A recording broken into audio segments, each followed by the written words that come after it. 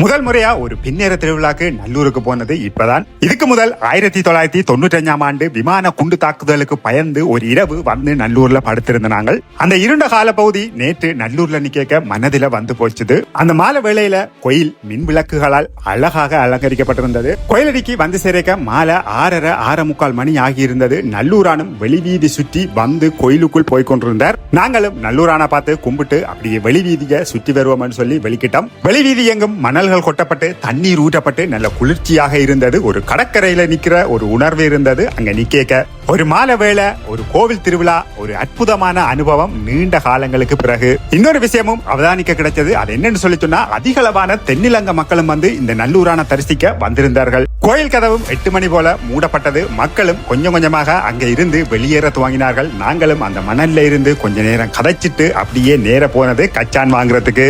கச்சான், மஞ்சக்கடலை, சோளம் இதெல்லாம் வாங்கி சாப்பிட்டுட்டு நாங்களும் அப்படியே கோயிலை விட்டு வெளிக்கிட்டோம். இரவு 10 மணி போல யாருமே இல்லாத யாழ் நகரை சுற்றி ஒரு நகர்வலம் வெளிக்கிட்டோம். ஒரு 2 மணித்தியால நகர்வலத்துக்கு பிறகு தங்கியிருந்த விடுதிக்கு போய் நல்ல நித்திர.